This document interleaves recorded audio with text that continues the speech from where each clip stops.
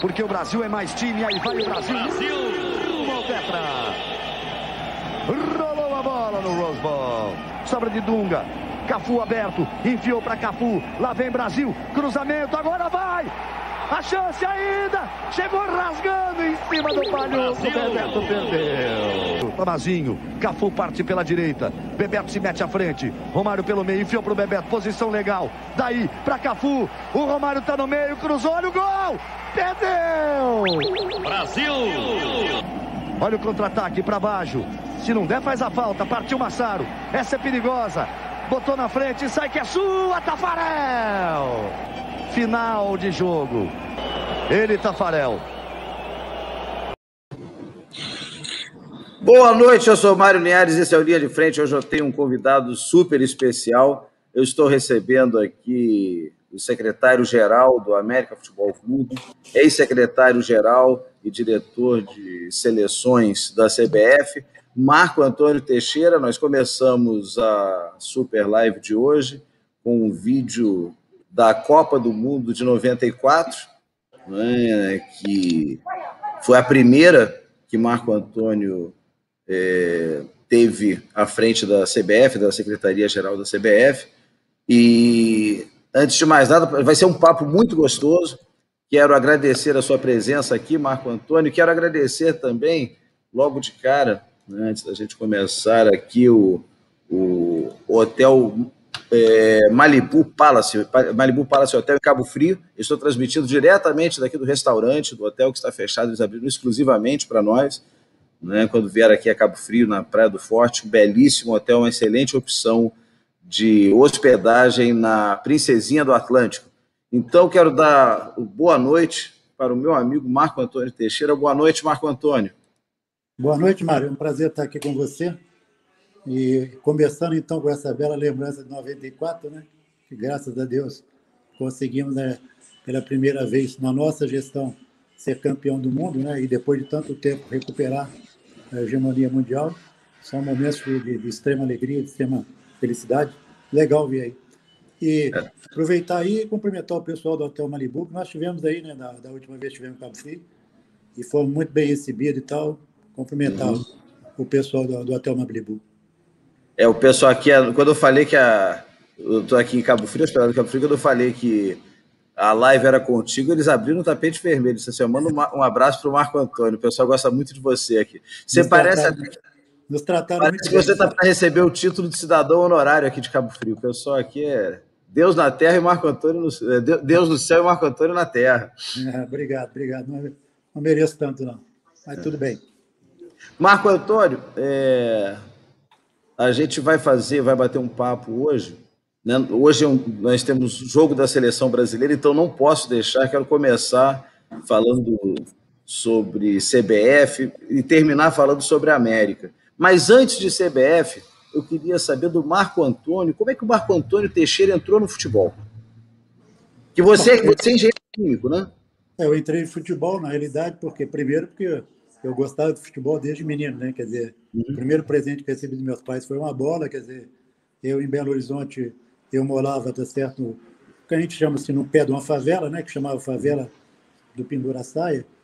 Era até um nome interessante, porque na realidade era uma favela onde a maioria das mulheres que lá moravam, elas lavavam roupa, né? E naquela época não tinha máquina de lavar, não tinha nada para secar, você tinha que ter aqueles varais enormes. Então botava ali as saias para secar, por isso chamava Favela do Pinduraçaia.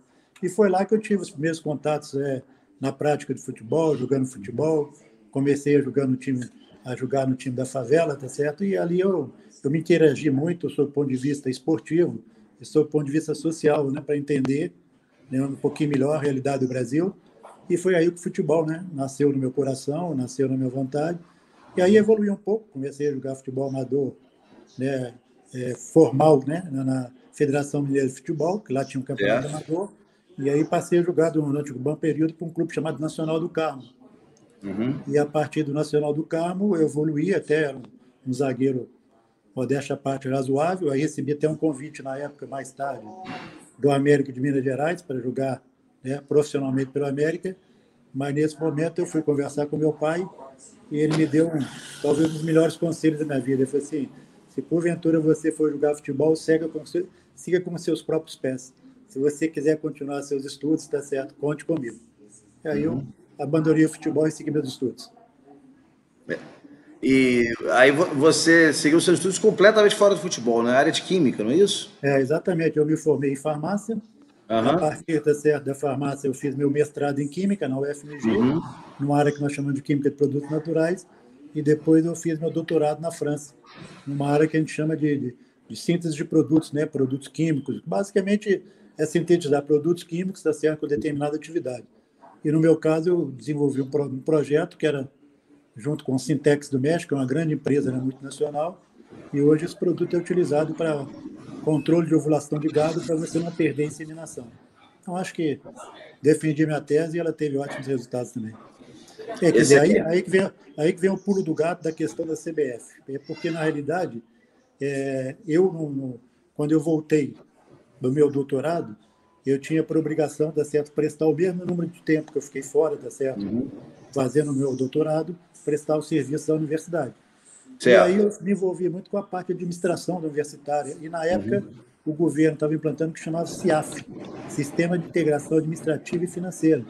E aí eu passei a ter contato, né, com a administração, com a gestão. E aí, na época, eu fiz uma série de cursos e tudo mais. E acabei sendo eleito chefe de departamento. Fiquei lá por 8 anos, desenvolvendo, buscando projetos e tudo mais.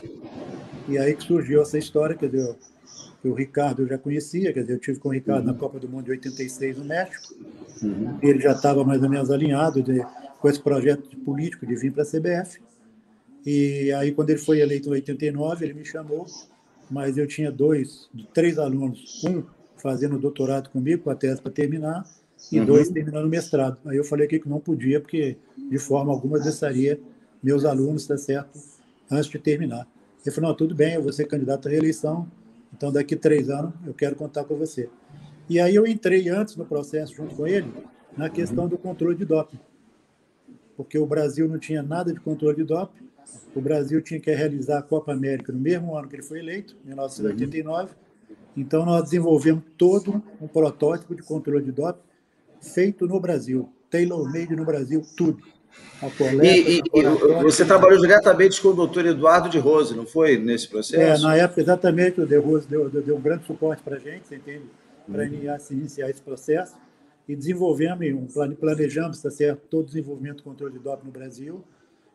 Pré-credenciamos um laboratório, que hoje é o LADETEC, que é o laboratório de referência, né, de controle de doping no Brasil. Pré-credenciamos uma série de coordenadores locais de controle de dopagem, pelo menos em 6 ou 7 estados do Brasil, que tiveram a Copa América e que na evolução serviriam para, né, o Campeonato Brasileiro do ano seguinte. Então, nós tivemos a felicidade de implantar o controle de doping no Brasil num prazo de menos de 60 dias. E hoje, graças a Deus, está tudo funcionando a contento. E hoje, salvo o melhor juízo, esse laboratório, o LADETEC, que nasceu aí nesse processo que você teve participação ativa, ele é o único laboratório credenciado da América do Sul. Continua sendo? Porque pelo menos na época das Olimpíadas foi. Não, me parece que sim. Quer dizer, eu parei de acompanhar um pouco, você entende, essa questão, mas me parece que sim, porque é um laboratório que sempre, entendeu, teve como meta isso, como foco isso, se tornar um laboratório de referência, e eu acho que provavelmente deve continuar a mesma situação. Mas, de fato, foi uma tarefa complicada que o presidente, né, presidente Ricardo, na época, me chamou. Eu ainda não era secretário-geral. Ele falou, vem cá, para mim fazer a Copa América, estão exigindo controle de doping. Eu preciso resolver isso aí. Eu falei, me dá pelo menos uma semana para pensar. Aí, quando eu fui olhar o estado da situação, eu vi que não tinha nada de controle de doping no Brasil. Era uma coisa que se fazia de anos em anos, alguma coisa, e tudo ficava, vamos dizer, na Inglaterra. Só que para a gente importar tudo da Inglaterra, ficava inviável a Copa América no Brasil. Daí nós partimos, então, eu tive um grande auxílio do Dr. Thanos Nágio, que era da UFMG também, colega meu de faculdade, da Faculdade de Farmácia, e nós desenvolvemos todo um protótipo de sistema de coleta de amostra brasileiro, credenciamos o laboratório, credenciamos e treinamos os coordenadores locais de toma de amostras, e assim foi implantado o controle de doping no Brasil de forma sistemática. Então, o seu cartão de visitas na CBF foi implantar um laboratório de ponta, né, participar dessa implantação, criar processos e tudo. E logo em seguida você entra em 92 como secretário-geral, não é isso? Isso, no segundo mandato do Ricardo, aí ele criou essa função de secretário-geral, à luz mais ou menos de certa forma, como é a FIFA, né? Porque a FIFA tem o secretário-geral, que é a função executiva, você entende? Depois do presidente não, é a função executiva maior que tem na entidade, né? Porque o presidente já é uma situação mais de política, você entende? E esse tipo de coisa. Então, quer dizer, ele me chamou e eu estava na universidade ainda, eu pedi exoneração da universidade e fui lá, então, para cooperar com ele. E, graças a Deus, fizemos uma excelente convivência e uma excelente administração, imagino eu, pelo menos vitoriosa, do período de 92 até 2012, quando saí. Marco Antônio, 20 anos, 2 décadas, um pouquinho, deu alguns meses mais de 2 décadas da CBF. Nós vamos fazer um resumo, 2 décadas de CBF. Eu me lembro bem, eu na época tinha 26 anos de idade, quando você entrou, mas eu me lembro, não, 36 anos de idade, perdão. E eu passei minha infância, minha adolescência, até metade dos 30 anos de idade, vendo que cada ano o Campeonato Brasileiro tinha um regulamento, vendo que a CBF ela ia tocando no jeitinho para chegar, não só a CBF, como federações e clubes também. E cheguei ao ponto de, como torcedor do América, ver o Campeonato Brasileiro de 87 entregue da CBF para os clubes por falta de recursos. A CBF assumiu que estava quebrada e não tinha recursos para organizar o campeonato. Teve início ali a Copa União, o Clube dos 13. Quem tem um pouquinho de mais idade vai lembrar disso. E aí vem a gestão do Ricardo Teixeira, né? E você entra em 92. Os primeiros anos, seus primeiros anos, já foram assim um rolo compressor. O Brasil não ganhava uma Copa do Mundo havia mais de 20 anos, né? A última foi em 70. O futebol brasileiro, a seleção brasileira, chegou num ponto que os atletas não queriam mais vestir a camisa, né? Por questões de negociação para fora do Brasil. E o início da gestão do Ricardo e sua foi em cima de terra arrasada. Como foi sair desse patamar de quase falência do futebol brasileiro, né, para fazer com que, menos de 20 anos depois, o Brasil, né, a seleção brasileira e a CBF fosse a marca mais valorizada do esporte mundial? Questão de uma década e meia, mais ou menos. Na realidade, quando o presidente assumiu em 89, ele já tinha a Copa América para realizar. Infelizmente, está certo, conseguimos realizar. Mas você lembra que o início da Copa América, lá, o primeiro jogo foi na Bahia, foi uma situação realmente horrível, né? Você vê, praticamente não tinha nenhum público no estádio, você entende? O torcedor queimando bandeira, houve aquele problema, tá certo? Aquele problema do Charles, né? A questão da convocação do Charles. Então, começou muito mal na Bahia. E só começamos a recuperar quando nós saímos da Bahia e fomos para Recife, né? Que nós tivemos a vitória da série de 6-2. Então, objetivamente, conseguimos lograr isso na Copa América e, a partir daí, o presidente partiu para a Copa do Mundo em 90. Mas Ô, Marco, desculpa só perguntar, a Copa América, para quem não lembra, tinha quase 50 anos que o Brasil não ganhava, né? Tinha. Praticamente isso. Porque a gente fala hoje Copa América como se fosse uma coisa corriqueira, mas aquela Copa América, a última vitória tinha sido em 49, tinha 49 anos e alguns meses, não é isso? Não, e naquela época a Copa América era realmente extremamente difícil, era uma competição extremamente prestigiada, né? Quer dizer, de fato, você ganhar a Copa América era quase perto, quer dizer, quase perto, assim, entre aspas, mas quase perto de ganhar a Copa do Mundo, porque a hegemonia do futebol mundial estava na América do Sul, né? Então, o objetivo era isso aí. Aí fomos para 90, você entende? Mas efetivamente as coisas correram bem, tá certo? Houve, vamos dizer, muita situação, você entende, de descontrole. Eu participei... Extracampo, né? Muita coisa extracampo. Nesse período eu participei junto lá com o presidente, na função de mais de convidado, porque, tá certo, a gente já estava pré-alinhado, tá certo, no outro mandato dele, de 92, né, começar. E depois, interessante, porque depois que terminou a Copa, tá certo, nós fomos eliminados naquele jogo contra a Argentina, né? Quer dizer, é muito interessante, porque nós tivemos, tá certo, péssimos jogos, tá certo, na fase classificatória. Conseguimos classificar. Fizemos um jogo, tá certo, muito bom contra a Argentina, tá certo, e fomos classificados, né? Mas já era o jogo de mata-mata. E aí eu me lembro quando terminou, nós encontramos depois, ele fazendo, vamos dizer, os pensamentos dele, né, refletindo em torno do que aconteceu, ele falou, Maradona, vamos nos preparar para ganhar a Copa 94. Para isso, nós vamos ter que mudar muita coisa. E aí foi o que aconteceu, eu cheguei em 92, e basicamente quando foi início de 93 e tudo mais, ele não colocou ninguém como diretor de seleções, quer dizer, basicamente, logo no início colocou, mas depois ele assumiu a responsabilidade e me delegou informalmente essa responsabilidade. Então, eu basicamente, né, ficava nas questões da federação, da seleção dia a dia, né, tocava no dia a dia, com as estruturas que tinha, né, supervisor, administrador, treinador e tudo mais, e ele ficava na parte mais, vamos dizer, nobre, na parte, vamos dizer, de relacionamento com a FIFA e tudo, que é fundamental, né? Na Copa do Mundo, a questão, tá certo, fora de campo, era tão importante quanto dentro de campo, quer dizer, então ele realmente tinha uma dinâmica muito importante, uma respeitabilidade política enorme, então, efetivamente, ele, fora de campo, ele foi extremamente importante para os resultados que nós conseguimos. Então, foi daí que partiu, tá certo, de eu me envolver com a seleção. Eu continuei com o cargo de secretário-geral, né, na parte, vamos dizer, de gestão e tudo mais da entidade, e, ao mesmo tempo, acumulando, por delegação dele, a diretoria de seleções, e no dia a dia, questão de amistosos, você entende, definição de amistosos, logística, Copa do Mundo, então, toda essa parte aí. Fiquei nesse período de 92 até, basicamente, quase uma semana antes da Copa do Mundo de 2006. Aí ele reabsorveu para ele a diretoria de seleção. Então, eu fiquei nas Copas de 94, 98 e 2002. Graças a Deus, chegamos em 3 finais e ganhamos 2. Graças a Deus. Isso que eu ia dizer. 3 finais, 2... Vamos falar das Copas que a gente ganhou. 94 e 98.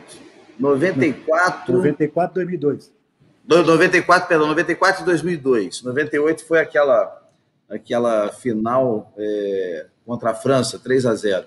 Mas 94 e 2002, qual time era melhor? Os dois foram campeões, os dois foram eficientes, os dois chegaram lá. Qual era melhor? Para ser campeão do mundo, todos os 2 times são ótimos.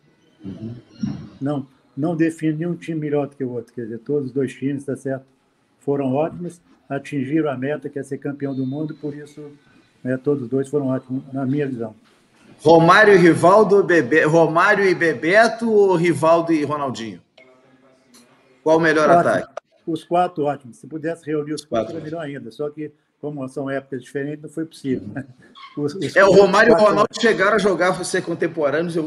E foi o melhor ataque que eu vi jogar até hoje em todas as partidas, foi Romário e Ronaldo. Você deve lembrar bem, você estava lá em Barcelona, no centenário do Barcelona, que o Romário deu um passe para o Ronaldo de letra. O Ronaldo matou no peito e fez um golaço lá no Camp Nou. Foi maravilhoso. Foi maravilhoso.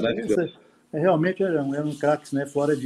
Agora, fora a questão de ser craque tecnicamente, entende? Era impressionante o comprometimento, não é só desses 4, não, de todos os jogadores, entende? Todos os jogadores chegavam na seleção brasileira comprometidos, tá certo, com o resultado, tá certo, se cuidando, você entende? Quer dizer, então é impressionante, você entende? Assim, a vontade de jogar pela seleção brasileira e a entrega que eles davam, tá certo, à seleção brasileira. E você falou uma coisa aí, a vontade de jogar pela seleção brasileira. Eu me lembro que na Copa de 90, né, o final dos anos 80, início dos anos 90, alguns jogadores recusavam jogar na seleção brasileira, porque dificultava uma transferência para fora. A gestão a gestão de vocês, do Ricardo, sua na CBF, mudou isso de que maneira? A mudança dessa questão aí foi uma mudança de paradigma mesmo, quer dizer, objetivamente, quer dizer, à medida que nós conseguimos, tá certo, ter bom resultado na Copa de 89 e o insucesso da Copa de 90, levou-se realmente a fazer um trabalho, tá certo, profundo, você entende, no sentido de que a seleção pudesse, né, se apresentar da melhor maneira possível e sempre valorizando os jogadores, quer dizer, então, com a vitória da Copa de 94, isso praticamente se consolidou, né, de uma forma mais consequente, porque aí viram, quer dizer, que depois de uma Copa do Mundo, convocado pela seleção brasileira, o jogador adquiria um outro patamar de mercado europeu. Quer dizer, então, isso tudo, tá certo, motivou, não só do seu ponto de vista econômico, mas do seu ponto de vista, sobretudo, das vitórias conquistadas. Ganhar sempre traz os melhores resultados, sem dúvida nenhuma. Perfeito, perfeito. Agora, Marco Antônio, profissionalização da CBF. Né? Nos anos 80, eu acredito que até... Acho que 2002 foi o primeiro campeonato de pontos corridos, né? Mas desde os anos 70, quando começou o Campeonato Brasileiro, até o estabelecimento do campeonato de pontos corridos com 20 clubes, né, que não foi logo no início, houve alguns, começou com 24, depois até chegar a 20, mas cada ano tinha uma fórmula no Campeonato Brasileiro, um número de... Você não sabia se o seu time ia participar de campeonato. O campeonato de 88, por exemplo, a fórmula saiu uma semana antes da competição, né, por questões jurídicas, que envolveu inclusive o América, mas era muito comum você chegar assim, às vésperas do campeonato e não saber se seu time ia jogar, que dia que o time jogava, né? Às vezes o jogo chegava no domingo, ia ser no Maracanã, de tarde mudavam para São Januário, né? Na parte da manhã mudavam para São Januário, então era uma instabilidade muito grande, era muito difícil você fazer um planejamento. Como é que foi mudar isso? Que isso foi uma quebra de paradigma importante na gestão da CBF. E teve um dedo forte seu ali. Isso aí. Não, sem dúvida nenhuma. Quer dizer, o presidente, quando assumiu em 89, ele já tinha, né, esse forte compromisso, através, sobretudo, da diretoria de competições, né? Porque essas questões de calendário, da certa organização do futebol brasileiro, ele era mais afeito à diretoria de competições da CBF. Então, realmente, ele fez, manifestou claramente, você entende, na época, publicamente e internamente na CBF, que ele queria que o Campeonato Brasileiro fosse organizado. Ou seja, que as partidas que fossem no dia que está marcado, tá certo? Que você tivesse, tá certo, a tabela que fosse cumprida, que você tivesse uma forma de disputa mais perene. E, objetivamente, ele já pensava nessa questão dos pontos corridos, porque, objetivamente, se via que as competições que você, naquela época, você tinha uma competição, classificavam 8, jogava o primeiro contra o oitavo. Então, você via que um time que vinha toda a competição bem, chegava no primeiro lugar, às vezes por infelicidade, um problema qualquer, ele perdia para o oitavo colocado. Que foi o caso do Santos do Robinho, né? Foi o oitavo colocado o Santos do Robinho, do Diego. Foi... o próprio Cruzeiro, Belo Horizonte, chegou por 2 vezes, tá certo, primeiro lugar, foi disputar com o oitavo, foi desclassificado. Então, já tinha esses pensamentos, entende? E efetivamente começou-se primeiro a organizar a questão do calendário, né? Quer dizer, o calendário dos campeonatos estaduais, o calendário, tá certo, brasileiro, o calendário, tá certo, da Libertadores da América, que é sul-americana, que naquela época você tinha Libertadores e você tinha a Supercopa, né? Que só disputava os campeões da Libertadores. O calendário da FIFA envolvendo seleções.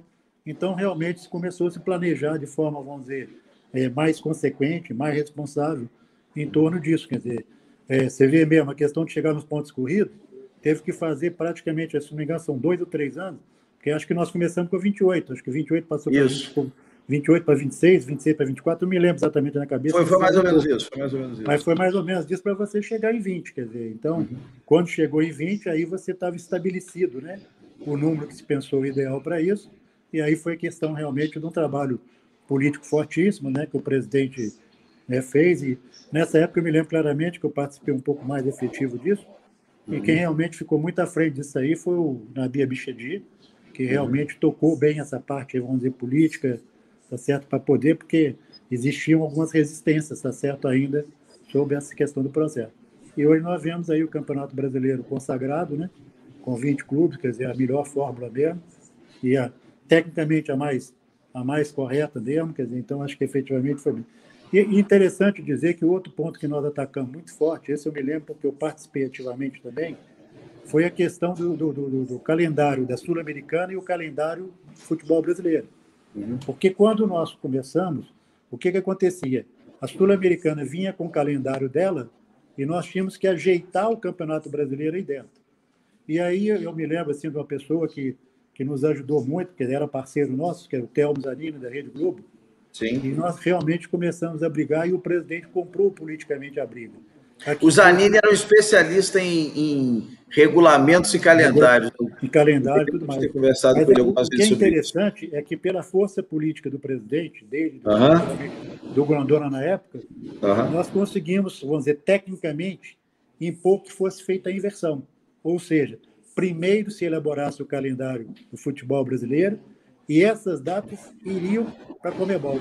E a Conmebol, Certo. então, se sintonizava aí dentro. Então, nós conseguimos essa inversão que foi fundamental para o futebol brasileiro. Mas ela só foi possível graças à força política do presidente, Ricardo Teixeira, entende? Junto com Grondona, que realmente fizeram isso porque o futebol brasileiro e a Argentina estavam sendo prejudicados, tá certo? Com respeito às suas competições nacionais. Agora, infelizmente, isso voltou, né, ao ponto que nós estávamos lá atrás, quer dizer, porque hoje nós recebemos novamente o calendário e temos que nos adaptar dentro dele. Mas foi uma grande luta e que nós conseguimos uma vitória muito importante. Uma coisa que eu me lembro também dessa época, e que houve uma transformação durante o período que você esteve lá, é a forma como os clubes brasileiros viam a Libertadores da América, né? Viam as competições. Porque nos anos 70 houve pouco interesse dos clubes brasileiros pela Libertadores, mandavam times mistos e tudo. Aí o Flamengo foi campeão, o Grêmio foi campeão, teve um interessezinho, mas depois baixou de novo. E já nos anos 90 já deu um pique. Né? Isso daí teve a ver com o calendário, teve a ver com... Porque os times brasileiros sofriam muito para jogar no Uruguai, na Argentina. O que mudou nisso? Tem a ver com o calendário, porque antigamente o calendário sul-americano nos atropelava. No momento que nós passamos, tá certo, a informar o nosso calendário e a Conmebol, tá certo, se estruturou aí dentro do Libertadores, é lógico que nós tivemos mais tempo, mais espaço para os clubes prepararem e tudo mais. E, objetivamente, isso trouxe, né, para os nossos clubes uma maior possibilidade de um melhor rendimento técnico. Né? E, além do mais, o próprio futebol brasileiro, tá certo, de ter os pontos corridos, você entende? Acho que os pontos corridos acabam dando uma dinâmica melhor para os clubes, você entende? Uma vez que essas competições são enxertadas no próprio Campeonato Brasileiro. Então, os clubes estão, vamos dizer, estando em atividade, né, dessa forma, eles conseguem uma melhor performance. E talvez um outro pontinho, que na época eu até eu fiquei um pouco surpreso, foi quando nós fizemos o controle de doping na Copa de 89. Eu me lembro que os primeiros casos que aconteceram foi com jogadores do Paraguai. E a origem desses jogadores é que eles estavam atuando na Espanha. E a substância que foi detectada, na realidade, foi uma dose muito forte de cafeína, porque a cafeína, naquela época, ela não era proibida, desde que atingisse determinados níveis, tá certo, no corpo da pessoa. Certo. Então, quer dizer, depois ficamos sabendo que, na realidade, os jogadores espanhóis consumiam pastilhas de aspirina, tá certo, para melhorar a performance. E como nós implantamos o controle de doping no Brasil, na sequência, um ano e meio depois, o presidente da Conmebol nos designou o presidente da Comissão de Controle de Doping da Conmebol e nós instituindo o controle de doping em todas as competições da Conmebol. Então, quando passou a se instituir o controle de doping... O Ladetec? Não, o Ladetec não. Nós credenciamos laboratório em diversos laboratórios. Nós tínhamos Colômbia, tinha no Uruguai, tinha... Mas o que eu digo é o seguinte, a instituição do controle de doping em competições da Conmebol também, tá certo, bagunçou um pouquinho, tá certo, a nosso favor, o coreto da Libertadores da América. É porque tinha um pessoal que corria demais, né? Você olhava aquilo, não podia ser só na base do suco de laranja, né? Entendeu? Quer dizer, não estou dizendo que...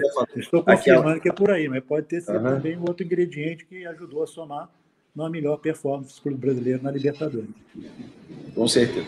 Ô, Marco Antônio, outra coisa que você teve uma participação fundamental na profissionalização do futebol brasileiro é que o primeiro curso de MBA de gestão esportiva teve participação ativa sua, não foi? Conta um pouquinho para a gente sobre isso, dessa parceria com a Fundação Getúlio Vargas. Como é que nasceu essa ideia de ter um dos melhores cursos do mundo de gestão esportiva, de MBA, né? Conforme eu te falei no início da nossa conversa aqui, como a minha origem é acadêmica, né, e sempre fui uma pessoa de ciência, eu, logo que cheguei na CBF, que foi designado como secretário-geral, eu mantive essa visão acadêmica e científica, porque eu acho que a ciência está sempre ao lado do futebol, tá certo? Em todos os seus aspectos organizacionais, nos aspectos esportivos, nos aspectos técnicos, dependendo, né, da área que está vinculado. E aí eu me lembro que eu conversei com o presidente, entende, que seria muito importante a CBF ter um braço acadêmico. E aí nós criamos a Escola Brasileira de Futebol. Inclusive o presidente, na época, o presidente Blatter, veio e inaugurou essa Escola Brasileira de Futebol na Granja Comari. Porque a nossa intenção é que todas as modalidades, todas as funções do futebol, nós tivéssemos um curso na Granja Comari que fosse oferecido para as 27 federações para desenvolver o futebol em todo o Brasil. Então, nós implantamos a EBF e o primeiro curso que foi um curso à distância, foi a primeira experiência, né, de curso à distância com a Unopar, que é a Universidade do Paraná, e foi o curso de treinador. Foi a primeira a ser treinador. Eu fui buscar a parceria lá da Católica, da Universidade Católica de Belo Horizonte, que é que estava mais avançada, tá certo, nessa questão, né, desse aspecto que nós estamos tocando, e foi o primeiro curso, quer dizer, então, nós criamos o braço acadêmico na CBF, que é a Escola Brasileira de Futebol, que hoje evoluiu, se chama hoje Brasil Academia, alguma coisa desse tipo, quer dizer, que a CBF evoluiu para isso. Certo. Então, o que acontece? Na época também, a FIFA tinha um curso de gestão, de MBA. A FIFA oferecia esse curso envolvendo 3 universidades da Europa. Uma italiana, uma inglesa, se não me engano, e a outra italiana, inglesa, e uma suíça. Certo. Esse curso, você entende, era um curso de mestrado, chamava FIFA Master. E era um curso que baseava, tinha três segmentos importantes. A questão da gestão, a questão legal, tá certo? A parte jurídica e tudo mais, e a questão de marketing. Só que esses cursos, tá certo, eram muito caros. Quer dizer, a pessoa, para sair daqui para lá, esses cursos custavam em torno de 80 mil a 100 mil francos suíços. Então, inviabilizava. Então, nessa época, eu já conversava. Que dava em torno de 10 mil dólares, mais ou menos, né? Não, dava mais do que isso. Dava mais de 10 mil dólares? Dava em torno de 25 a 30 mil dólares. 25 a 30 mil dólares? Porque o franco suíço estava mais ou menos pareado, né? E aí, na época, eu já comecei a falar, na época com o Jerome Champagne, que era um adjunto do Blatter, da necessidade de expandir isso para os diversos países. E que o Brasil seria um candidato a isso. Quer dizer, nós gostaríamos de implantar um curso desse estilo, mas no Brasil, porque aí você tiraria os custos, tá certo, de passagem, de hospedagem e tudo mais. E o interessante é que esse assunto passou, e aí depois eu tive notícia que estaria sendo implantado em São Paulo, junto com a Universidade Mackenzie, de São Paulo, um curso dessa natureza que eu havia falado uns 2, 3 anos antes com o Jerome. Eu fiquei sabendo disso, imediatamente eu liguei para ele e falei, poxa, não estou entendendo. A gente conversou sobre isso e como é que agora a FIFA, quer dizer, não era a FIFA diretamente, porque esse é através do Instituto, tá certo, que é sediado na Suíça, que cuida disso. Aí falou, não, é porque houve. Eu falei, não, esse assunto tem que ser tocado através da CBF. Não pode ser tocado através de CBF. Então a CBF tem que ser ouvida. Foi aí que o assunto retornou para a CBF, e aí nós sugerimos, então, que a nossa parceira seria a Fundação Getúlio Vargas por toda essa competência. E aí conseguimos, então, o presidente Ricardo foi lá, assinou um convênio lá, né, com o reitor na época, e foi criado, então, a primeira edição desse curso no Brasil, e efetivamente até hoje está acontecendo, graças a Deus, e correndo muito bem. E já chegou num ponto de maturação de excelência. Já nasceu com excelência, mas já formou 12 turmas, né, se não me engano? 12 ou 13 turmas já formadas. 12 ou 13 turmas. E como é que... E todos eles bem encaixados, aí acaba essas pessoas, você entende?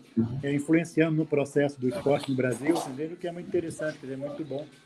Então, eu acho que fomos muito... A gente já vê efeito desse curso no mercado do futebol? Não, foi tudo novo. Foi a primeira vez que teve um curso EAD, porque nós fizemos a opção da escola do ensino à distância, para também facilitar, para o cara não ter que sair de onde é que está, você entende? Certo. E além do mais, as vantagens do EAD, que você tem flexibilidade, o cara pode organizar isso junto com as suas atividades, né, profissionais. Então, realmente, fomos muito felizes, você entende, na implantação disso e buscar como parceiro a Fundação Getúlio Vargas. Porque se não fosse a Fundação, estaria talvez lá na Universidade Mackenzie, talvez tivesse seguido outro rumo. Com certeza. Marco Antônio, esse crescimento de mercado que a CBF teve, que a CBF hoje, a última vez que eu vi, estava com 6 grandes patrocinadores, num valor que mais baixo um pouco do que há 5 anos atrás, ou seja, deu uma retraídazinha como todo o mercado publicitário, mas a CBF virou peso pesado como veículo de comunicação na sua gestão. Como é que foi transformar a CBF num case de sucesso no mercado publicitário? No caso aí nessa parte eu participei até pouco. A bola está toda com o presidente Ricardo Teixeira. Entendeu? O presidente Ricardo Teixeira era uma pessoa que... Inclusive, a gente mandou um abraço para ele, se ele vier nos assistir aqui. Um abraço, presidente. Maravilha. Aí o que acontece é o seguinte, ele tinha um prestígio muito grande, quer dizer, era uma pessoa que tinha uma acuidade política muito grande, e ele, objetivamente, tinha, vamos dizer, uma forte força política no Comitê Executivo da FIFA, tá certo, no meio internacional. Tanto é que, até hoje, os grandes patrocínios que a CBF tem foram oriundos da época do presidente Ricardo Teixeira. Então, isso aí foi 100% a bola chutada por ele, você entende? É ele que tirou a CBF do patamar que estava e colocou num patamar que ela está hoje. Perfeito. Marco Antônio, aí você saiu da CBF em 2012. Antes disso, você teve uma participação importante no reconhecimento de vários títulos nacionais anteriores a 1971, quando foi criado o Campeonato Brasileiro, não como a gente conhece, mas que recebeu o nome oficial de Campeonato Brasileiro. Começou a chamar Taça Ouro, mas até entre 59 e 70 houve alguns campeonatos como Roberto Gomes Pedrosa, Taça de Prata, e alguns clubes foram reconhecidos como campeões brasileiros dessa época, né? Como é que foi esse processo? Que na época, se eu não me engano, era o João Saldanha ou o Sandro Moreira, um dos dois. Eles diziam que o Campeonato Brasileiro é tão confuso, futebol brasileiro, não Campeonato Brasileiro, futebol brasileiro é tão confuso que muda-se até o passado, o resultado do passado. Como é que foi esse processo para você? Você acha que esse tipo de reconhecimento foi positivo ou foi negativo? Não, acho que é absolutamente positivo, quer dizer, são competições que foram competições organizadas pela Confederação Brasileira de Futebol, quer dizer, ela que organizou, são competições, tá certo, que tinham uma abrangência nacional, são competições, tá certo, onde é que os jogadores eram jogadores da nata do futebol brasileiro, são competições que esses jogadores, tá certo, atuaram em diversas seleções brasileiras. Então, quer dizer, na época, a fundamentação para reconhecer como título nacional desses clubes foi essa daí, quer dizer, eu acho que foi perfeitamente pertinente, você entende? Eu acho que, de certa forma, recuperou, você entende, um direito, entre aspas, que os clubes tinham, você entende, de ver reconhecido como campeão brasileiro o título dessas competições. Quer dizer, na realidade, um pedaço de Copa do Brasil, um pedaço de Taça de Prata, um pedaço no torneio Roberto Gomes Pedrosa.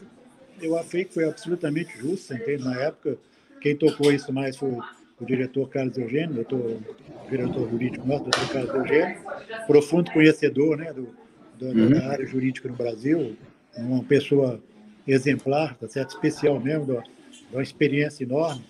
Então, efetivamente, ele preparou, né, todas as fundamentações e o presidente politicamente entendeu que era o momento de se fazer isso, fez, acho que foi uma decisão absolutamente acertada, sem dúvida nenhuma. Excelente. Agora, 10 anos depois, 11 anos depois, você volta à CBF, né? Você voltou à CBF recentemente com o presidente do América, Sidney Santana, e com o Edu Coimbra, maiores ídolos da história do futebol brasileiro e do América, com certeza. E estiveram lá com o Carlos, né? O Carlos... Eugênio Lopes. Carlos Eugênio Lopes. E teve mais alguém com vocês? Quem esteve lá com vocês? Teve o Léo. O Léo Almada esteve com vocês. Representando o presidente da Federação do Estado do Rio de Janeiro. Isso. Léo Ferraz. Léo Ferraz também. Vocês estiveram lá. Eu, como torcedor do América, eu tenho que te agradecer muito. Eu venho acompanhando há alguns anos aí o trabalho que foi feito. Vários torcedores participaram. Dona Heralda participou no América, né? E você coordenou uma equipe multitarefa, composta por várias pessoas, e teve uma negociação política muito grande, né? Eu sei que teve aquele papo de pé de ouvido, vários cafezinhos, almoço, e que é essa possibilidade de o América ser reconhecido como campeão brasileiro? Na realidade, em primeiro lugar, quer dizer, o América, né? e isso efetivamente a CBF sempre preservou, tá certo? A história dos clubes, você entende? Quer dizer, o América foi muito bem recebido na Confederação Brasileira de Futebol. Nós fomos recebidos pelo secretário-geral, né, o Walter Feldman, e na companhia dele estava o Dr. Carlos Eugênio Lopes, que é esse eminente advogado brasileiro, internacional, que efetivamente presta excepcionais serviços para a CBF. E o que nós fizemos foi pegar isso, como eu tinha vivenciado nesse momento da RDP lá em 2010, né, dezembro de 2010, se não me engano, e vivenciei todas as fundamentações, eu via realmente uma similaridade enorme, você entende? Entre o título do América, tá certo? E o que foi feito naquela época. Então, talvez, quer dizer, da minha parte, a grande contribuição foi ter vivenciado aquela época e ter aprofundado o que era o título do América. Quer dizer, então, eu consegui achar, vamos dizer, o fio da meada, sem dúvida nenhuma, e efetivamente isso foi o fundamento principal, né, o esqueleto principal do nosso pleito junto à CBF, que também reconheceu o título do América. A nossa expectativa é muito grande, porque, dada a similaridade, entende? E dado, vamos dizer, toda a fundamentação que nós fizemos, efetivamente também, quer dizer, a presença do Edu lá foi uma presença muito importante, marcante mesmo, porque é um ídolo do América, é um ídolo do futebol brasileiro, você vê, então é uma pessoa sempre muito benquista, muito bem recebida em todos os lugares. Então, quer dizer, pela forma como fomos recebidos, que não é uma coisa, como o próprio secretário Feldman falou, não é uma coisa comum na CBF, receber clubes como recebeu o América, eu acho é verdade isso. Eu acho que a nossa expectativa é muito grande, é muito boa, e oxalá, né, se Deus quiser, que o presidente, porque agora cabe ao diretor jurídico, Carlos Eugênio, fazer o parecer, ele deve estar fazendo esse parecer, e vai ser encaminhado naturalmente à diretoria e presidência da CBF para a decisão final. Então, a nossa expectativa... Sobre o presidente da CBF, eu sei que você não está vivendo esse dia a dia, você já está fora da CBF há 8 anos, 9 anos, mas está uma crise, está um momento, digamos, delicado na CBF agora. O presidente ele está afastado por 30 dias, existe uma comissão de ética tramitando. Como é que funciona esse processo na CBF? Eu não quero que você fale especificamente do processo do presidente Caboclo, que você não está vivendo, seria até leviando da minha parte perguntar algo para você, mas como é que funciona esse processo de comissão de ética? O que eu mais ou menos li, né, pelo novo estatuto da CBF, você tem essa comissão de ética, né, comissão de ética, se não me engano, de ética e governança, entendeu? Certo. Então, essa comissão de ética e governança recebeu, tá certo, uma denúncia, você entende? E nessa denúncia ela decidiu preliminarmente, entende, suspender por 30 dias o presidente, né, no caso, o presidente, né, segundo relatado nessa denúncia, para que pudesse as devidas apurações. Eu ontem mesmo, acho que ontem, escutei uma entrevista, né, do presidente Caboclo, né, que, se não me engano, é a ESPN, ele afirmando de forma taxativa, você entende, que ele vai ter condições, tá certo, de provar de forma clara, você entende, que essas denúncias são todas infundadas, sem que daqui 30 dias ele estaria de volta ao comando, né, da CBF. Eu, como sempre tive por mim, você entende, a questão lá de você não julgar as pessoas, né, quer dizer, a questão do... Como é que a gente chama de só o benefício da dúvida. Hein? O benefício da dúvida. Eu prefiro efetivamente acreditar que ele vai se apresentar, tá certo, todos os argumentos dele, tá certo, e que, de fato, o que ele, né, falou, né, na ESPN seja, né, a verdade dos fatos e que ele efetivamente possa, né, retornar, né, a CBF, se assim comprovar, né? Se não comprovar, sim, naturalmente a comissão de ética vai tomar as medidas necessárias. Mas o processo é isso, tá certo? Se não me engano, são 30 dias, né, que ele vai ter. Se porventura evoluir para certo, vamos dizer, alguma recomendação, alguma punição a ele, de qualquer forma, isso aí tem que ir à Assembleia Geral, quer dizer... Ou seja, não é a comissão que decide, é a Assembleia Geral. Não, ela propõe e a Assembleia Geral das 27 federações é que decide sobre o assunto, quer dizer... Entendi. Então, esse o quadro que está aí. E tomara que isso resolva rápido, até para o bem do futebol brasileiro, em plena, né, eliminatórias aí, quer dizer, são coisas que, sem querer ou não, afetam, dá certo, né, o futebol brasileiro, sobretudo a seleção brasileira. Sem dúvida. Tem aqui uma pergunta do Júlio Félix, está lá de Nova Jersey, mandou aqui. Caso a CBF confirme o América campeão brasileiro em 82, vem troféu novo ou aquele troféu que nós temos lindo lá, que vai ficar exposto à nova sede, vai ter valor de campeonato brasileiro? Não, eu creio que provavelmente provavelmente deve ter, porque, se não me engano, na época, esses clubes que foram considerados campeões brasileiros, eles receberam o troféu correspondente às medalhas, né? Então, eu imagino que o mesmo deve acontecer pela América, porque o América vai estar em condições de igualdade ao que foi feito para Santos, o que foi feito Fluminense, quer dizer, estaria em condições de igualdade a todos. Perfeito. E torcendo e rezando para que isso aconteça, quer dizer, acho que, e nesse caso, quer dizer, acho que o primeiro a receber a medalha, no meu ponto de vista, deve ser o nosso queridíssimo doutor Léo Almada, porque efetivamente ele era o vice-futebol na época. Então, acho que nada mais meritório do que ele, né, receber essa medalha que ele conquistou em campo, junto com seus jogadores e tudo. Quer dizer, primeiro de tudo é o mérito desportivo. Claro. E, efetivamente, comissão técnica, o Léo como vice-presidente da CETA e jogadores conquistaram isso dentro de campo. O nosso trabalho, quer dizer, foi efetivamente agora fora de campo que esse título seja reconhecido. Que bom. E como torcedor, eu torço muito para poder comemorar a seu lado essa grande conquista, né?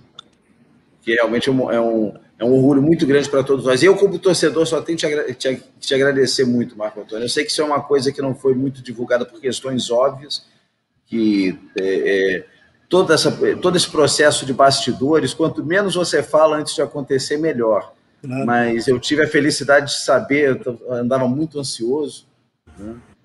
E já tem alguns anos, eu acho que desde que você entrou no América, desde 2015, e a gente já trocou ideia uma ou duas vezes a respeito desse assunto, e cada vez que chegava uma notícia nova, o coração disparava mais rápido. A gente vai ter a oportunidade de comemorar juntos isso, com certeza. Vamos falar um pouquinho de América.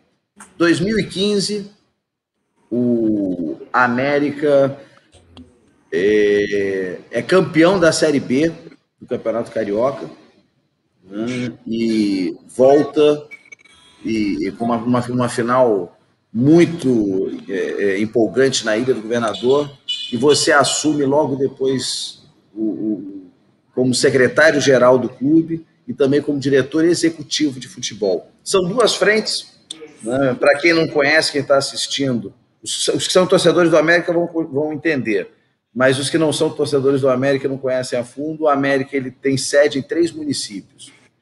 Ele tem a sede social e administrativa na Tijuca, na Rua Campos Sales 118. A sede foi demolida para a construção de uma nova sede, mas ao lado tem uma sede provisória.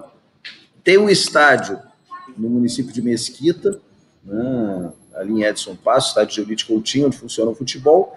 E ainda tem uma terceira sede em Duque de Caxias, o quilômetro 18, que nós chamamos, que atualmente tem passado por diversas reformas e já funciona lá a categoria de base. Primeiro, dificuldade de você começar a gestão, processo de reengenharia no clube, que vinha sendo tocado há pouco mais de um ano pelo presidente Léo Almada, pelo então presidente Léo Almada. Já estava começando um processo de reestruturação, mas o América veio de anos de desmandos, anos de más administrações. Ele esteve a ficar, bem antes de você entrar, ele esteve prestes a fechar as portas. E quando você assumiu a América, já estava dando um suspirinho, mas você começou a fazer um trabalho forte de reestruturação, que é o PEM, né? Programa Estratégico de Modernização. Você fez isso na CBF e está fazendo isso no América. Tem como traçar um paralelo? Tem, sem dúvida nenhuma, porque quando isso foi feito na CBF, quer dizer, só para vocês entenderem, quando eu cheguei lá na CBF, quer dizer, o primeiro dia como secretário-geral, fui visitar todos os departamentos da CBF para saber o que eles tinham de equipamento. Lembre-se bem que eu vinha de uma estrutura universitária. A estrutura universitária sempre foi mais avançada em termos de equipamento, em termos de tecnologia, em termos de ferramentas, tá certo, de gestão em geral. E o que cheguei lá na CBF, o que eu via lá naquela época, que os departamentos tinham aquelas máquinas de escrever Olivetti, aquela que batia com as teclinhas, plá, plá, plá, plá, plá, plá. Isso que que eu cheguei, lá eu vi. E na universidade... Passava o branquinho, né, o corretor. Na corretor. universidade a gente já trabalhava, tá certo, com a questão de computador, com a questão, tá certo, de utilização de fax, um conjunto de coisas, né, esse tipo de coisa. E aí eu peguei de imediato, tá certo, o que eu decidi lá foi efetivamente de implantar, tá certo, uma tecnologia de informática. Eu contratei 10 pessoas, tá certo, do último ano da área de informática, né, da universidade. Certo. E essas pessoas aí, tá certo, deram o chute inicial para a gente informatizar a CBF. Então, quando eu dei mais ou menos no prazo de um mês, peguei essas máquinas todas, tirei e botei, tá certo, um computador para que cada um comece, tá certo, a atuar.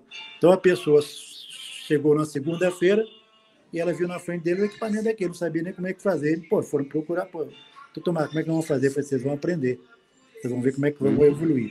Então, foi um choque, né, que foi dado naquela época, né, para esse tipo de coisa. E aí foi depois, muito tempo passado, quando a gente já estava mais ou menos informatizado, já estava mais ou menos pronto, é que em 2000 nós fizemos com a Fundação Getúlio Vargas plano de modernização do futebol brasileiro.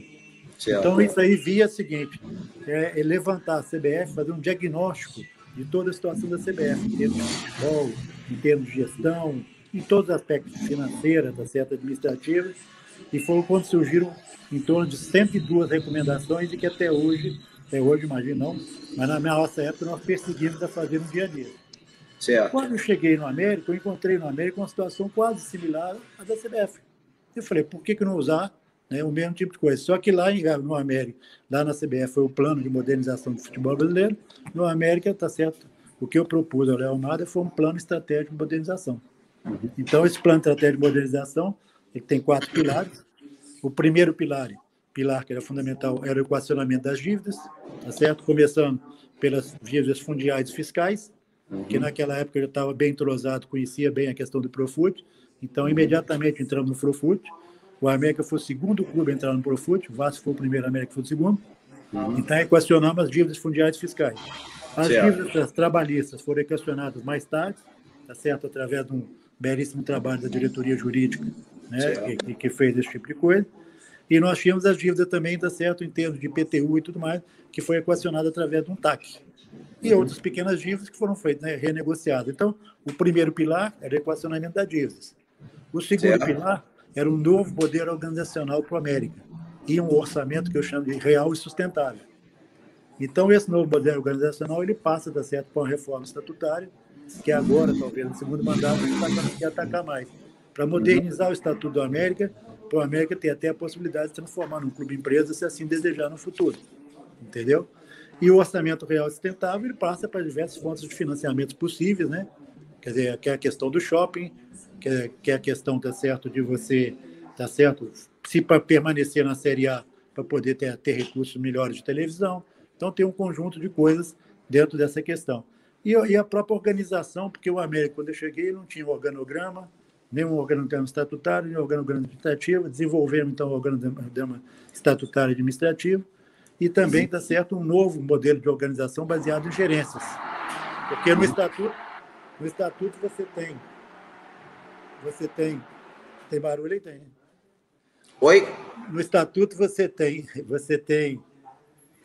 estatuto você tem o seguinte, você tem lá o Conselho Deliberativo, depois você tem, tá certo, os diversos, você tem como é que chama? O Conselho Deliberativo como uma instância maior, depois você vê as estruturas, tá certo, das diretorias, né? Diretoria, certo. E onde é que você tem a diretoria de administração? E a diretoria de administração, que no fundo você tem a vinculação com a presidência, ou seja, o poder executivo do América. Certo. Daí para baixo, eu estruturei tudo em termos de gerências. Então, você tinha gerência. Tanto é que eu digo gerência de tesouraria, gerência de contabilidade, você tem a gerência jurídico-coaching. Então, para você facilitar na gestão e nas contas administrativas. Certo. Então, isso aí foi... Você criou centros de custo para cada gerência, para cada setor. Centro de custo para você poder depois fazer o orçamento, dar certo real e participativo, esse orçamento se tornar real através da entrada de receitas e você ter, né, esse pilar bem equacionado. O terceiro era a melhoria da infraestrutura, porque o presidente Léo Almada pegou, tá certo, o estádio destruído, completamente destruído, e ele remontou esse estádio, quer dizer, felizmente ele levantou o estádio que estava realmente completamente destruído. E quando nós chegamos, nós tínhamos agora que aprofundar isso e melhorar isso. E eu fui buscar, então, o Fluminense, e conseguimos aquela parceria com o Fluminense, E o Fluminense, então, investiu lá em torno de 4,5 milhões e nós melhoramos de forma realmente gritante o nosso campo de jogo, o anexo 2, os vestiários, está certo, que nós tínhamos, a parte de arbitragem, e a parte de iluminação, a parte, vamos dizer, de toda a parte de, que chama de segurança. Por quê? Porque o Fluminense ia jogar o Campeonato Brasileiro lá. Então, isso aí foi o mote para a gente poder melhorar a estrutura do nosso estádio. Começamos a trabalhar na questão do quilômetro 18, tá certo? Através de uma parceria que mais tarde foi feita das categorias sub-8 até sub-17, e a pessoa que está lá atualmente responsável é o Braguinha, e ele tem melhorado muito a estrutura do quilômetro 18. E mais na parte de estrutura, você tem essa parte, vamos dizer, vinculada ao shopping, onde é que você vai ter, junto com ele, acoplado a sede social e administrativa. Porque eu tenho ouvido falar muito na sede social, mas às vezes quer que lá será a sede social e administrativa. E administrativa, né? Em termos de sede administrativa, vai ser de primeiro mundo. Além da sede social, esportes de quadro administrativo, vai ser ótimo. Isso. Então, essa é a questão da melhoria da infraestrutura. E também nós tínhamos planejado também, já no ano passado, em meados de julho, já tem encaminhado ao presidente, um conjunto de melhorias em toda a parte, vamos dizer, funcional, técnica do estádio, quer dizer, ou seja, a questão da preparação física, fisiologia, fisioterapia. Nós apresentamos tudo isso, mas infelizmente, como nós não tínhamos recurso suficiente, isso teve que ser deixado de lado para poder simplesmente sobreviver. Felizmente agora, com a chegada de recursos, tá certo? Um conjunto, nós estamos vendo aí o conjunto de coisas que estão sendo feitas, mas que já estavam planejados nesse terceiro pilar, que é da infraestrutura. E o quarto pilar, tá certo? Que é o desenvolvimento do futebol. Então, nessa parte aí, as nossas metas principais eram chegar e consolidar, tá certo? Na Série A do Campeonato Carioca, ou seja, na fase principal do Campeonato Carioca. Claro. Abrir uma porta de entrada, tá certo? Para o cenário nacional, que é através da Série D, tá certo? Esse aí que é o nosso planejamento. E você, na época, nós só tínhamos, vamos dizer, profissional e sub-20, e nós tínhamos que começar a garimpar as categorias de base. Então, passamos a trabalhar sub-17. Nessa parceria, nós chegamos de sub-8 até sub-17. Então, hoje, o América tem de sub-7 até profissional, passando pelo sub-20. Uma outra grande mudança que nós fizemos no decorrer das coisas foi efetivamente, na época ainda do Léo Almada, foi a gente integrar completamente o sub-20 ao profissional. Então, hoje, quando você vê lá categorias de base, já não está mais o sub-20. Categoria de base para nós é de sub-17 até sub-7. Tá? O sub-20 ele está dentro do profissional. E aí integrar ao máximo, você entende? Você fazer, inclusive, coletivos, semanalmente ou quinzenalmente, observar os jogadores. Então, quer dizer, acho que efetivamente isso aí deu ótimos resultados, porque, como resultado, nós tivemos primeiro, nós voltamos a participar depois de 18 anos da Copa São Paulo, que é um resultado, fruto desse trabalho. E segundo, quer dizer, aí nós vimos mesmo nas diversas lives, que do atual elenco, praticamente em torno de 45% dele são jogadores que foram preparados segundo essa filosofia. Então, eu acho que esses são os 4 pilares do PEN e que a gente vai continuar perseguindo cada vez mais para poder afinar isso aí. Com certeza. Marco Antônio, a gente está chegando ao final da nossa live. Eu quero te agradecer muito por esse papo. Tem muita coisa para a gente conversar, ainda a gente vai ter que marcar uma outra live mais para frente, mas quero só fazer um agradecimento especial a respeito dessa questão que você falou, do renascimento do América, que às vezes a pessoa de fora ela não tem a noção real do que acontece nos bastidores, e nem tem como, é o tipo da coisa que realmente não tem como. Mas se a pessoa fizer um comparativo de como era o América antes desse planejamento começar, do PEN começar, e como é hoje, ele vai ter realmente perceber que em todos os níveis o América melhorou. E me lembra de uma coisa que eu sempre digo quando eu elogio o seu trabalho. Você é o único profissional no mundo, o único profissional de futebol do mundo, que é campeão continental e mundial em todas as categorias, que você foi campeão pela CBF sul-americano, no sub-13, sub-15, sub-17, sub-20 e no profissional. E foi campeão mundial mais de uma vez, nas mesmas categorias, e fora outros torneios como Copa das Confederações, ou seja, O Internacional adotou alguns anos atrás esse slogan, mas acho que você poderia adotar também como muito profissional para dizer o seguinte: campeão de tudo. Você acha que o América, a gente pode sonhar que o América daqui a 10 anos, porque levou uns 15 anos para o Brasil atingir esse nível de campeão de tudo. E coincidência ou não, quando você saiu, perdeu. Não é? Pode ser uma coincidência, mas eu não acredito muito em coincidências. Mas o dia que você saiu da CBF, o Brasil perdeu essa hegemonia de tudo. Qual a possibilidade de o América, em 10 anos, 7 anos, 10 anos, 12 anos, ou seja, num processo, virar uma força de primeira grandeza, voltar a ser uma força de primeira grandeza do futebol brasileiro?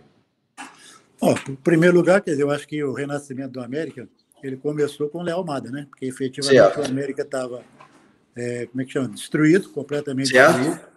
Estava completamente, como ele gosta de dizer, o que ele fez foi colocar, tá certo, o trem nos trilhos, né? Quer dizer, entendeu? Quer dizer, ele nunca, como ele se cansa de dizer, ele fala de forma clara e ele está correto de dizer isso. Ele nunca prometeu o título ao América, ele prometeu colocar o América nos trilhos. E certo. Conseguiu colocar. Quer dizer, então, ali começou a renascer o América.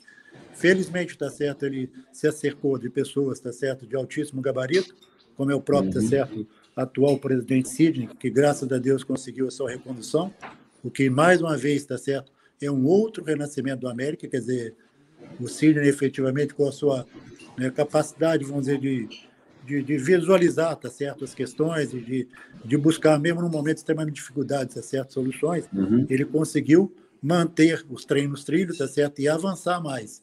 Então, agora, como efetivamente esse trabalho hercúleo dele, que eu sou testemunha, né, junto com você aí, de algumas poucas vezes que eu fui, mas praticamente ele diariamente estava lá na Câmara dos Vereadores, na Prefeitura, quer dizer, foi um esforço. Você foi muitas vezes, e toda vez que foi, encontrou o Sidney lá, né? Totalmente, quer dizer, entendeu? Quer dizer, ele conseguiu, então, esse segundo pilar aí, que é o orçamento real e sustentável, quer dizer, ele passa por aí. Então, o Léo colocou o América nos trilhos, ele avançou e agora ele está para dar a hora do pulo gato, quer dizer, graças a Deus, a chapa Por Amor à América, os americanos conseguiram enxergar quem estava, tá certo, e que queria o América grande, como você está dizendo, e vai ficar grande, não tem dúvida nenhuma. E é por aí, quer dizer, eu acho que aí que vai ser o renascimento, e agora é o pulo do gato, está aí com o presidente Sidney, quer dizer, continuar nisso aí, um orçamento real e sustentável, e a gente ter realmente cada vez melhores condições. Se ficar aí, permanecer na Série A do Carioca, na Série A1, vamos realmente conseguir, se Deus quiser, tá certo, a nossa vaga na Série D. Felizmente conseguimos lá, né, a Copa Rio, e a gente conseguiu o América. Parabéns por isso. Parabéns por isso. Pouca gente sabe como foi difícil conseguir essa vaga na Copa Rio. Mas graças a Deus, agora que estamos, tá certo, como presidente Cid, agora nós temos que chegar lá de qualquer jeito. Então, com certeza. Então, eu não posso deixar de registrar aqui isso aí, o esforço hercúleo do presidente, sempre, mesmo nesses momentos extremamente difíceis que vivemos, entende? Ele sempre tentou buscar uma solução, a solução estava fora do nosso alcance, né? Mas nem por isso desistiu, quer dizer, agora estamos em dias melhores, tá certo? Em dias mais um pouquinho mais tranquilo, e se Deus quiser, ele vai conseguir, né, sacramentar esse pilar do orçamento real e sustentável, com o novo shopping e com a nova sede social e administrativa. Legal. Nós estamos chegando ao final da nossa super live. Hoje nós tivemos aqui a participação mais que especial do meu amigo Marco Antônio Teixeira. Né? Nós temos aqui, como eu disse no início da transmissão, nós estamos aqui, transmitindo diretamente aqui do Malibu Palace Hotel, aqui em Cabo Frio. Né? Estou deixando aqui marcado aqui embaixo o telefone de reservas, né? Código de área 22 2643 1955, e o site malibupalace.com.br. Você vindo a região dos lagos, vindo a Cabo Frio, né? Você vai se hospedar no melhor ponto, né? Tá escuro aqui atrás, mas essa rua que vocês veem aqui atrás, vou chegar para cá um pouquinho, essa rua movimentada é a Praia do Forte, né? Então, na cara do gol aqui, atravessar a rua e se banhar numa das praias mais bonitas do Brasil, né? 2 horas e pouco de carro do Rio de Janeiro, né? Então é pertinho, vale a pena. Eu quero agradecer a todos aí, não só por hoje, mas por receber o América sempre de braços abertos aqui. Se você falar que é amigo do Marco Antônio Teixeira, é capaz de ganhar até um desconto aqui, que o Marco Antônio manda aqui. Né? Mas é isso aí, agradecer ao pessoal do Malibu, né? Agradecer a sua presença, viu, Marco Antônio? Estou abrindo aí o microfone para você se despedir. Né? Bom, Mário, eu queria agradecer muitíssimo a você, porque você foi como é que te diz, foi o companheiro de primeira hora no América. Eu me lembro que logo no início, quando cheguei, que houve, acho que uma semana depois, na reunião do Conselho Deliberativo, que eu apresentei, vamos dizer, de forma bastante sintética o PEN, você foi uma das pessoas que deu muita força àquilo, quer dizer, inclusive para que naquela época o Conselho Deliberativo entendesse, tá certo, que era um caminho, tá certo, correto, você entende, um caminho sensato a questão do plano estratégico de modernização. E você sempre foi um grande companheiro nisso aí. Obrigadão aí, estamos juntos, né? Agora, por amor à América, vamos aí. Série A1 2022 e Série D 2022. Se Deus quiser, esse ano, campeão brasileiro 1982. E parafraseando você, tranquilo e sereno, né? Isso é uma coisa que eu aprendi contigo lá atrás, quando eu te conheci em 2015. E até hoje, sempre que eu te encontro, como é que você está, Marco Antônio? Tranquilo e sereno, é sensacional. É um segredo, é um mantra. Só para brincar com você, isso aí eu passei a adotar esse mantra aí na CBF, sabe por quê? Como ali era uma delegacia, era um problema de minuto a minuto, quando a pessoa chegava na minha sala e sentava, antes de sentar, eu perguntava, tudo bem? Tranquilo e sereno? Que era para cortar já os problemas. Para cortar qualquer coisa, né? Então já está vacinado. Marco Antônio, muito obrigado por hoje. Eu quero agradecer a presença de cada um dos espectadores. Né? Depois você pode acessar lá www.linha.news e nossas redes sociais, Twitter, Instagram, Facebook, @linha-de-frente-tv. Né? Agradeço a todos vocês. Quero agradecer também que essa semana nós atingimos 500 curtidas no Facebook, é pouquinho, a gente está conversando, mas já está tendo um crescimento bastante grande. Tenho certeza que quando eu te chamar aqui a próxima vez, a gente vai ter mais de 10 mil curtidas no Facebook. Então, é fundamental isso aí. Obrigadão, Marco Antônio. Valeu, um abraço. E mandar um abraço aqui para todos que participaram aqui, o Júlio, o Jaime, tivemos aqui o Fábio, inclusive o Fábio te mandou um abraço, Fábio Antônio Marino, né, o Douglas Ferreira, o José Reis, Diabo da Tijuca, Douglas Ferreira, Heitor Burgos, José Najib, Vânia, Santiago Machado, Manuel Dutra, Tobias Burgos e mais algumas pessoas que não deram seu alô aqui no Superchat, mas participaram. Agradecer a cada um de vocês pela audiência, é muito importante. E se você gostou, eu vou pedir que você deixe o seu like aqui no vídeo, deixe a curtida no vídeo, se inscreva no canal, né, se assistiu pelo Facebook, que curta a nossa fanpage. E muito obrigado por essa audiência. Na terça-feira tem mais Linha de Frente. É um prazer estar com vocês aqui de Cabo Frio. Eu me despeço. Eu sou Mário Linhares.